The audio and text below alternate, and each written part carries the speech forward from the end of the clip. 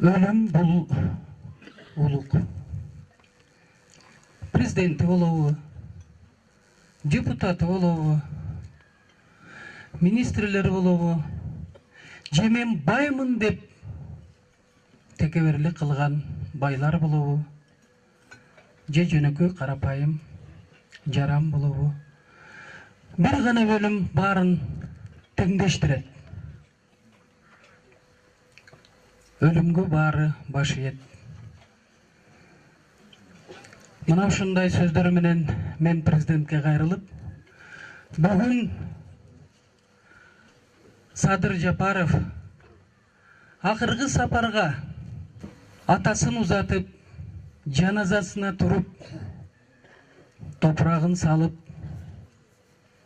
bir көксүсүн суутса экен дедим эле. Бирок тилекке каршы бар аракет жасашты. Бирок мыйзам жол бербегенин айтышып, Садырды бул жерге алып келе албадык. Мен эмнени айткым келет? 17 депутатка 5-чакырылышта кылмыш ишин ачып, 7 депутатты камашты. Мени бүгүнкү күнгө дери таң калтырган Садыр Жапаровтай мен ушунчалык дуу күчтүү инсанды көрө элекмин, ачыгын айтайын.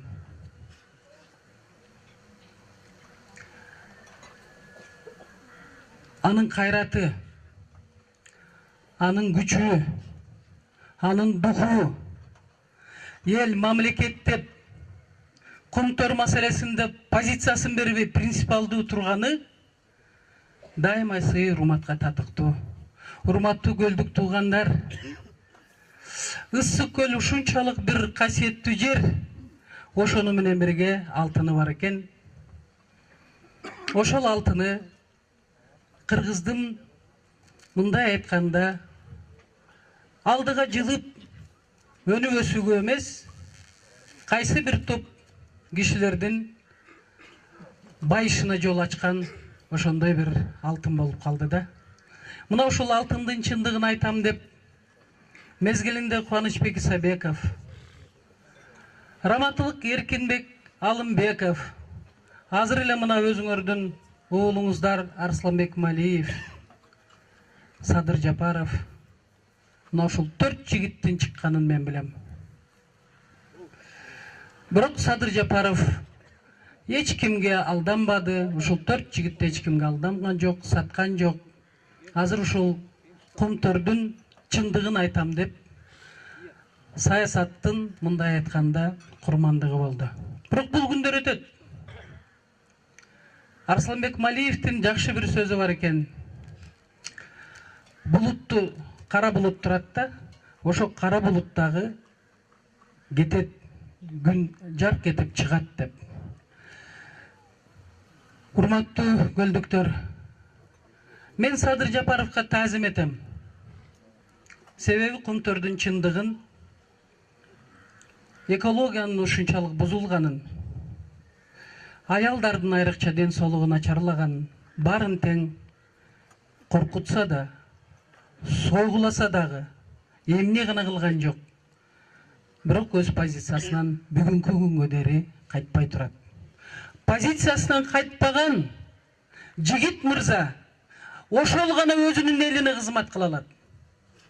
Мен ишенем, кайсы бир жылдары келет Кудай буйруса, Садыр Жапаров силерге, бизге, кыргызстандыктарга кызмат кылат деп.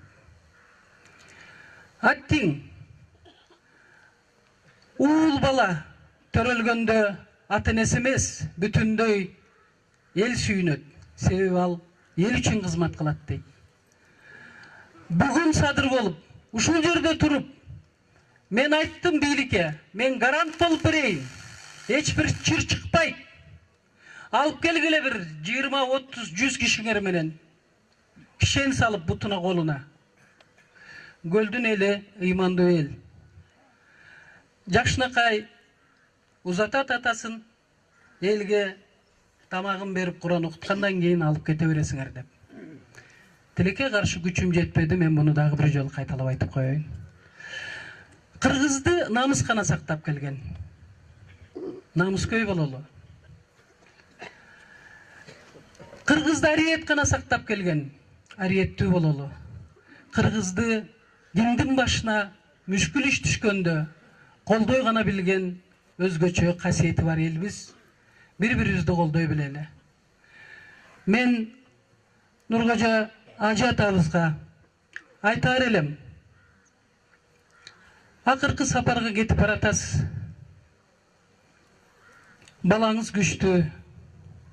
Мен мындай дагы бир жолу айтып коеюн, эрки күчтүү саясатчыны көрө элекмин. Балаңыз сиздин атасынын оğlu деген атты жерге түшүрбөдү.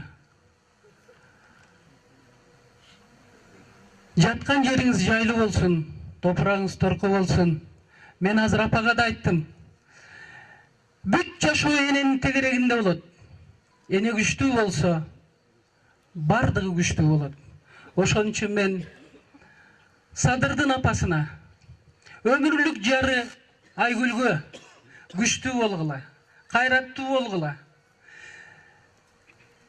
Сиздер ушул балаңыздар үчүн айта турган сөзүңөрдү айткыла эми. Унчукпай коюу болбойт. Жок эле жерден 11 жыл деген бул өтө чоң. Түрмөдө да жашоо бар. Эркинен ажыратып койсол да ал жерде жашоо бар. Бирок ошол 4 квадрат метр жерде отурган дубал гана адамдын эркин сындыра баштайт. Бирок мен ишенем, Садыр сынбайт. Себеби силерде эли бар. Мен таазим этем. Садырга айтып койгула. Өзү келип топурак сала албаса ушундай Арсланбек Малиевдей абасы бар экен. Бирге депутат болуп. Ысык көлдүн уулу. Өзүнүн атынан, Садырдын атынан топурак салат. Барыңыздардын келгениңиздер үчүн мен дагы бир жолу чоң ыраазычылык билдирем. Тынчтык болсун, эл арасында ынтымак болсун. Кыргыз деп кыргыз үчүн күйгөн, кыргыздын намысын бийик сактай алган мырза жигиттер биригип мамлекетиңерди, элиңерди сактап калгыла. А биз силерге көмөк көрсөтөлү.